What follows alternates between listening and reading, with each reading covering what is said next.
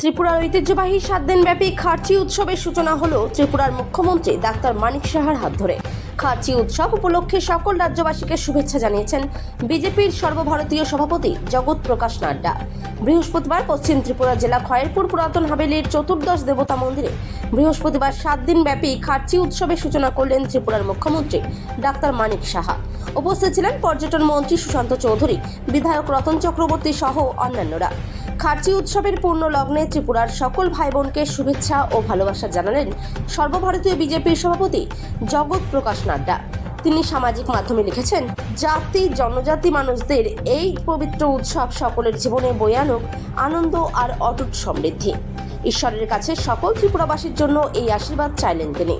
জাতি জনজাতিদের এই উৎসবে বরাবরের মতো এবারও বৃহস্পতিবার সকাল থেকেই মন্দির প্রাঙ্গণে দর্শনার্থীদের ব্যাপক ভিড় লক্ষ্য করা গেল। প্রথা মেনে পুজো করলেন পুরোহিত মশাইরা। বক্তব্য রাখতে গিয়ে ত্রিপুরার মুখ্যমন্ত্রী ডাক্তার মানিক সাহা কি বললেন শোনাবো আপনাদের। চতুর্দশ দেবতা যে পুরাতন আগরতলা এখানেই রয়ে গেল। আমরা জানি 1949 সালে 15ই অক্টোবর ত্রিপুরা ভারতের অন্তর্ভুক্ত হয় এবং একটা চুক্তি সম্পাদিত হয় এবং সেই চুক্তি অনুসারে এই ধরনের যে পূজা যারা রাজা মহারাজারা করেছেন, ত্রিপুরার বিভিন্ন জায়গায় মন্দির প্রতিষ্ঠিত করেছেন, তার পৃষ্ঠপোষকতা কিন্তু ত্রিপুরা সরকারকে করতে হয়। সেই অনুযায়ী আমাদের এই যে এখানে পুজোগুলো হয়, আমাদের ত্রিপুরা সরকার সেগুলো চালিয়ে যাচ্ছে এবং শুধু একদিনের পূজা নয়, 7 দিন ধরে এই পূজা এখানে চলে এবং এই 7 দিনের এখানের যে মেলা থেকে আরম্ভ করে এটাকে সামনে রেখে এখানে বিভিন্ন সাংস্কৃতিক অনুষ্ঠানও এখানে আয়োজন রাখা হয় এবং প্রচুর জনসমাগম হয়। আমি একটু আগে আমাদের মাননীয় বিধায়ক রতনবাবুর সাথে আমি কথা বলছিলাম, উনি বলছিলেন যে 7 দিনে প্রায় 10 থেকে 15 লক্ষ লোকের মতো উনি যেটা আমাকে বললেন যে এই 7 দিনে এত লোক ত্রিপুরা বিভিন্ন প্রান্ত এবং বাইরের থেকেও প্রচুর লোক, আসাম থেকেও এখানে আসেন, বাংলাদেশ থেকেও আসেন, সেই কথাটা উনি বললেন। এখানকার যে আমাদের যে পুরোহিত, এখানে অনেকে আমরা কিন্তু যে পুরোহিত আমরা গতানুগতিকভাবে আমরা জানি, এখানের পুরোহিতদের চমতাই বলে ডাকা হয়। তো চমতাই যারা ওনারা এই পুজোটা করে থাকেন এবং এখানে যে আমাদের 14 দেবতা, আমার পূর্ববর্তী বক্তা পুরো কোন কোন দেবতাদের এখানে পুজো হয় তার বিস্তারিত এখানে আলোচনা করেছেন, আমি আর এই বিষয়ে যাচ্ছি না।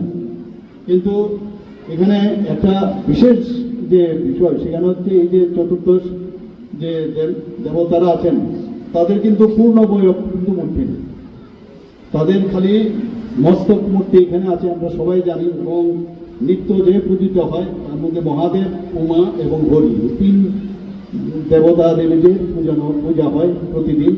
কিন্তু আজকের দিনে অর্থাৎ আষাঢ় মাসের যে শুক্লা অষ্টমী তিথিতে এই 14 জন যে দেবতারা আছেন তাদেরকে সেই বের করে তাদেরকে পূজা করা হয়।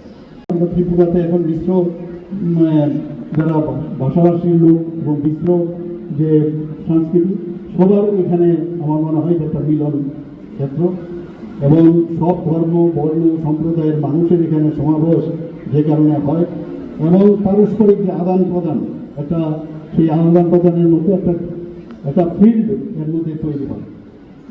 তাছাড়া এখানে আমি একটু আগে যেটা বললাম যে এখানে প্রচুর যারা ব্যবসা সংক্রান্ত বহু স্টল এখানে লাগিয়েছে, তাতে করে অর্থনীতিরও কিন্তু একটা বিশেষ একটা স্থান এখানে আছে। এতে করে আমাদের যারা কুটির শিল্পের যারা শিল্পীরা আছেন তাদের যে শিল্পকলা এখানে দেখাতে পারবে, পাশাপাশি তাদের সামাজিক অর্থনৈতিকও সমৃদ্ধি হবে।